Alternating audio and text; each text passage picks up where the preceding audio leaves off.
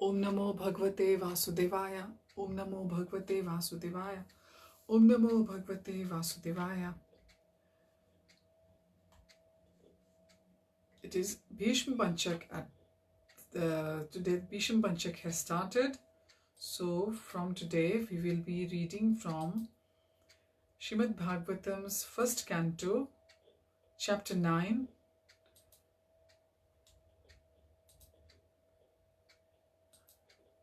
The translation of the verses and the purports by A.C. Bhaktivedanta Srila Prabhupada Ki Jai. Chapter 9 is entitled The Passing Away of Bhishma Dev in the Presence of Lord Krishna. Hukam Karoti Vachalam Pangum Langate Kirimet Kripatam Vande Shri Guru Dinataranam Paramananda Madhavam Shri Chaitaneshwara Hare Tatsa. Verse 1 of chapter 9. Sutta Goswami said, being afraid for having killed so many subjects on the battlefield of Kurukshetra, Maharaj Yudhishthir went to the scene of the massacre. There Bhishma Dev was lying on a bed of arrows about to pass away. Purport. In this 9th chapter, as it is willed by Lord Shri Krishna, Bhishma Dev will impart instructions to King Yudhishthir on the subject of occupational duties. Bhishma Dev will also offer his last prayer to the Lord on the verge of passing away from this mortal world and thus become liberated from the bondage of further material engagements. Bhishma Dev was endowed with the power of leaving his material body at will, and his lying down on the bed of arrows was his own choice. This passing away of the great warrior attracted the attention of all the contemporary elites, and all of them assembled there to show their feelings of love, respect and affection for the great soul. First canto of Srimad Bhagavatam, chapter 9, verse 2. At that time, all his brothers followed him on beautiful chariots drawn by first-class horses, decorated with gold ornaments. With them were Vyasa and rishis like Dhaumya, the learned priest of the Pandavas, and others. First canto, chapter 9, verse 3. O sage amongst the Brahmanas, Lord Shri Krishna, the personality of Godhead, also followed seated on a chariot with Arjun. Thus King Yudhishthir appeared very aristocratic like Kuber, surrounded by his companions, the Guhyakas. Purport. Lord Shri Krishna wanted the Pandavas to be present before Bhishma Dev in the most aristocratic order, so that he might be pleased to see them happy at the time of his death. Kubera is the richest of all the demigods, and herein King Yudhishthir appeared like him, that is Kuber, for the procession along with Shri Krishna was quite appropriate to the royalty of King Yudhishthir. SB, that is Srimad Bhagavatam, Canto 1, Chapter 9, verse 4. Seeing him, that is Bhishma Dev, lying on the ground like a demigod fallen from the sky, the Pandav King Yudhishthir, along with his younger brothers and Lord Krishna, bowed down before him. Purport. Lord Krishna was also a younger cousin of Maharaj Yudhishthir, as well as the intimate friend of Arjun, but all the family members of the Pandavas knew Lord Krishna as the Supreme Personality of Godhead. The Lord, although conscious of his supreme position, always behaved in a humanly custom, and so he also bowed down before the dying Bhishma Dev as if he were one of the younger brothers of King Yudhishthir. Srimad Bhagavatam, first canto, chapter 9, verse 5. Just to see the chief of the descendants of King Bharat, all the great souls in the universe, namely the rishis amongst the demigods, brahmanas and kings, all situated in the quality of goodness, were assembled there. The rishis are those who have attained perfection by spiritual achievements. Such spiritual achievements can be earned by all, whether one is a king or a mendicant. Bhishma Dev himself was also one of the Brahmarishis and the chief of the descendants of King Bharat. All rishis are situated in the quality of goodness, all of them assembled there on hearing the news of the great warrior's impending death. Canto 1 of the Srimad Bhagavatam, chapter 9, verses 6 to 7. All the sages like Parvat Muni, Narad, Dhaumya, Vyasa, the incarnation of God, Bridashva, Bharadwaj and Parshuram and disciples, Vashishtha, Indra Pramad, Trita, Gritsmada, Asita, Kakshivan, Gautama, Atri, Kaushik, and Sudarshan were present. Purport: Parvat Muni is considered to be one of the oldest sages. He is almost always a constant companion of Narad Muni. They are also spacemen competent to travel in the air without the help of any material vehicle. Parvat Muni is also a Devrishi or a great sage amongst the demigods like Narad. He was present along with Narad at the sacrificial ceremony of Maharaj Janmejaya, son of Maharaj Parikshit. In this sacrifice, all the snakes of the world were to be killed. Parvat Muni and Narad Muni are called Gandharvas because they can travel in the air singing the glories of the Lord. Since they can travel in the air, they observed Draupadi's Swayamvar ceremony, selecting her own husband from the air. Like Narad Muni, Parvat Muni also used to visit the royal assembly in the heaven of King Indra. As a Gandharva, sometimes he visited the royal assembly of Kuber, one of the important demigods. Both Narad and Parvat were once in trouble with the daughter of Maharaj Srinjay. Maharaj Srinjay got the benediction of a son by Parvat Muni. Narad Muni is inevitably associated with the narrations of Purans. He is described in the Bhagavatam. In his previous life, he was the son of a maidservant, but by good association with pure devotees, he became enlightened in the devotional service, and in the next life, he became a perfect man comparable with himself only. In the Mahabharata, his name is mentioned in many places. He is the principal Devrishi or the chief sage amongst the demigods. He is the son and disciple of Brahmaji, and from him the disciplic succession in the line of Brahma has been spread.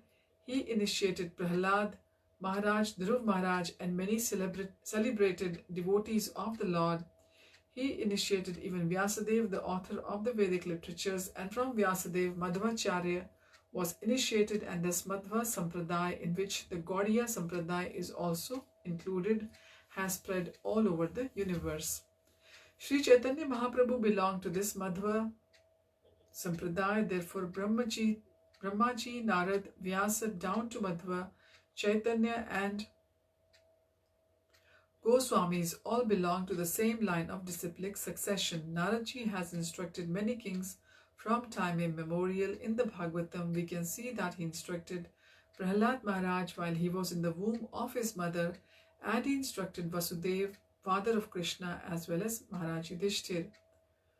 Dhaumya, he was a great sage who practiced severe penances at Utkochakatit and was appointed royal priest of the Pandav kings. He acted as a priest in many religious functions of the Pandavas, and also each of the Pandavas was attended by him at the betrothal of Draupadi. He was present even during the exile of the Pandavas and used to advise them in circumstances when they were perplexed. He instructed them how to live incognito for 1 year, and his instructions were strictly followed by the Pandavas during this time. His name is mentioned also when the general funeral ceremony was performed after the battle of Kurukshetra in the Anushasan Parv of Mahabharata. He gave very elaborate religious instructions to Maharaj Yudhishthir. He was actually the right type of priest of a householder, for he could guide the Pandavas on the right path of religion.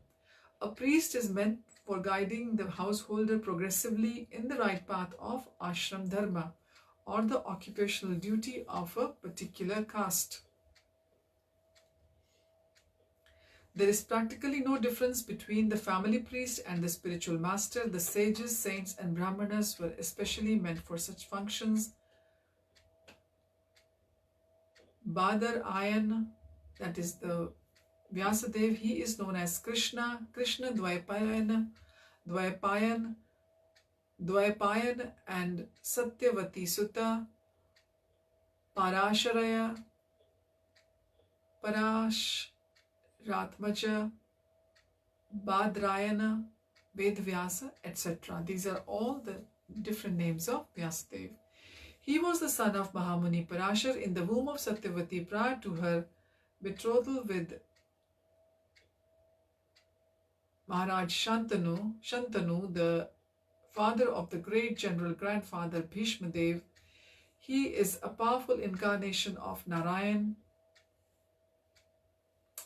and he broadcasts the Vedic wisdom to the world. As such, Vyasadeva is offered respects before one chants the Vedic literature, especially the Purans. Shukadev Goswami was his son, and rishis like Vaishampayan were his disciples for different branches of the Vedas. He is the author of the great epic Mahabharata and the great transcendental literature Bhagavatam. The Brahma Sutras, the Vedanta Sutras, or Badrayan Sutras were compiled by him. Among sages, he is the most respected author by dint of several penances. When he wanted to record the great epic Mahabharata for the welfare of all people in the age of Kali, he was feeling the necessity of a powerful writer who could take up his dictation. By the order of Brahmaji, Sri Ganeshji took up the charge of noting down the dictation on the condition that Vyasadeva would not stop dictation for a moment. The Mahabharata was thus compiled by the joint endeavor of Vyasa and Ganesha. By the order of his mother Satyavati, who was later married to Maharaj Shantanu, and by the request of Bhishma Dev, the elder son of Maharaj Shantanu, by his first wife, the Ganges, he begot 3 brilliant sons, whose names are Dhritarashtra, Pandu, and Vidura. The Mahabharata was compiled by Vyasadeva after the battle of Kurukshetra and after the death of all the heroes of Mahabharata. It was first spoken in the royal assembly of Maharaj Janmejaya, the son of Maharaj Parikshit. Bridashwa, an ancient sage who used to meet Maharaj Yudhishthir now and then. First of all, he met Maharaj Yudhishthir at Kamyavan. This sage narrated the history of Maharaj Nal. There is another Bridashwa, who is the son of Ikshvaku dynasty. This is from Mahabharata, Van Parva, 209.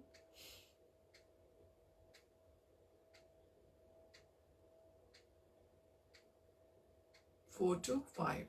Bharadwaj. He is one of the 7 great rishis and was present at the time of the birth ceremony of Arjun. The powerful rishi sometimes undertook severe penances on the shore of Ganges, and his ashram is still celebrated at Prayagdham. It is learned that this rishi, while taking bath in Ganges, happened to meet Gritachi, one of the beautiful society girls of heaven, and thus he discharged semen, which was kept and preserved in an earthen pot, and from which Drona was born. So Dronacharya is the son of Bharadwaj Muni.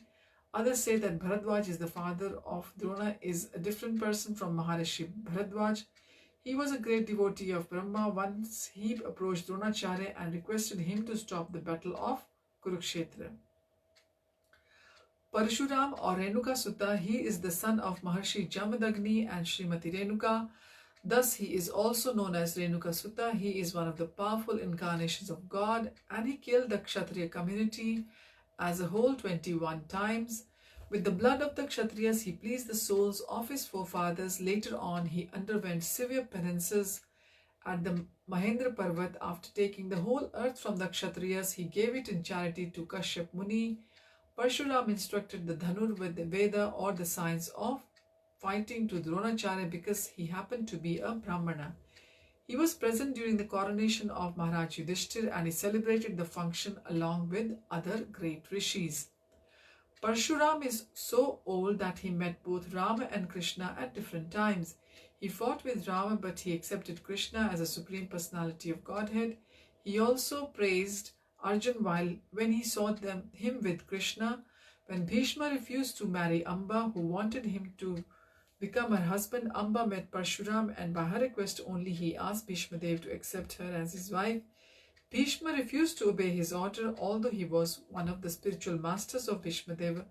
Parshuram fought with Bhishma Deva when Bhishma neglected his warning. Both of them fought very severely, and at last Parshuram was pleased with Bhishma and gave him the benediction of becoming the greatest fighter in the world. Vasishtha, he was the great celebrated sage among the Brahmanas, well known as Brahmrishi Vasishtha Dev. He is a prominent figure in both Ramayana and Mahabharata periods. He celebrated the coronation ceremony of personality of Goddess Sri Ram. He was also present on the battlefield of Kurukshetra. He could approach all the higher and lower planets, and his name is also connected with the history of Hiranyakashipu. There was a great tension between him and Vishwamitra, who wanted his Kamadhenu wish-fulfilling cow. Vasishtha refused to spare his Kamadhenu, and for Vishwamitra killed his 100 sons. As a perfect Brahmana, he tolerated all the taunts of Vishwamitra. Once he tried to commit suicide on the account of Vishwamitra's torture, but all his attempts were unsuccessful. He jumped from a hill, but the stones on which he fell became a stack of cotton, and thus he was saved. He jumped into the ocean, but the waves washed him ashore. He jumped into the river, but the river also washed him ashore. Thus all his suicide attempts were unsuccessful. He is also one of the 7 rishis and husband of Arundhati, the famous star.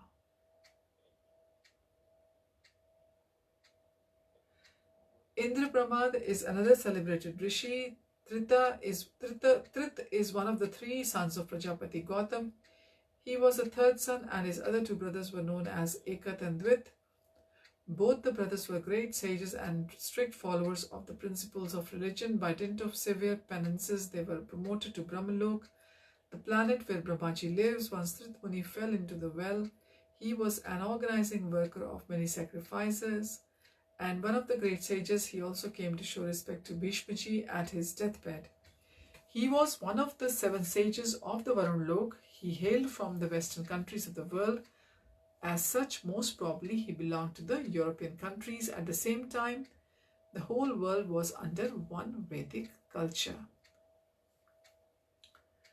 Gritsmada, one of the sages of the heavenly kingdom, he was a close friend of Indra, the king of heaven, and was great as Brihaspati. He used to visit the royal assembly of Maharaj Yudhishthir, and he also visited the place where Bhishmadev breathed his last. Sometimes he explained the glories of Lord Shiva before Maharaj Yudhishthir. He was the son of Vitahavya, and he resembled in body features to body of Indra.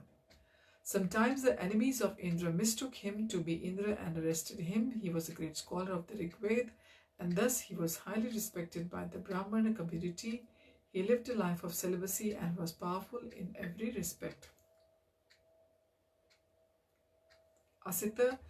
There was a king of the same name, but herein the Asit mentioned is the Asita Devala Rishi, a great powerful sage of the time.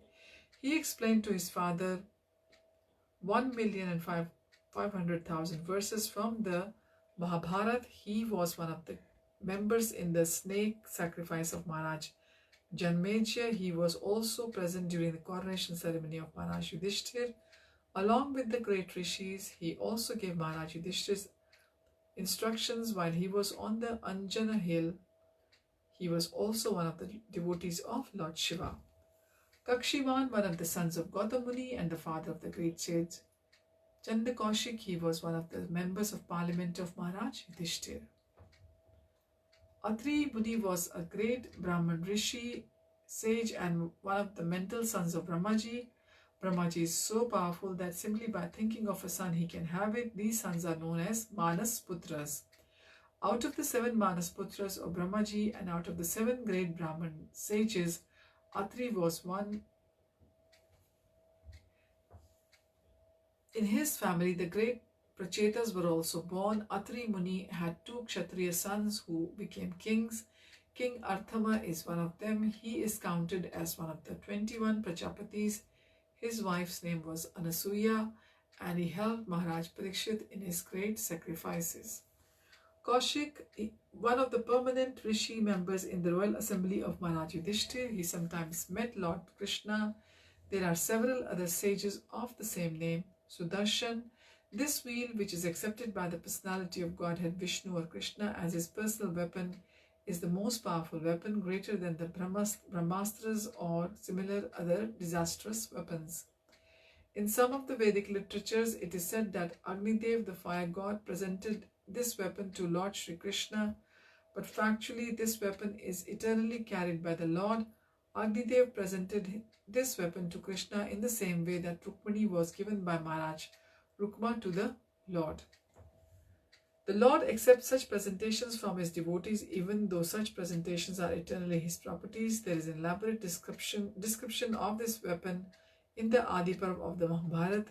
Lord Sri Krishna used this weapon to kill Shishupal, the rival of the Lord. He also killed Shalva by his weapon and sometimes wanted his friend Arjun to use it to kill his enemies. This is from Mahabharata, Virat Parva 56.3. So next time we will continue our reading of Canto 1, Chapter 9 from verses 8 onwards. Thank you for joining. We wish that your Bhishma Panchaki is successful if you are keeping the vrat. If not, do your chanting nicely and hear about the Krishna Katha, hear about Bhishma Dev. Hari Om Tat Sat, Hare Krishna.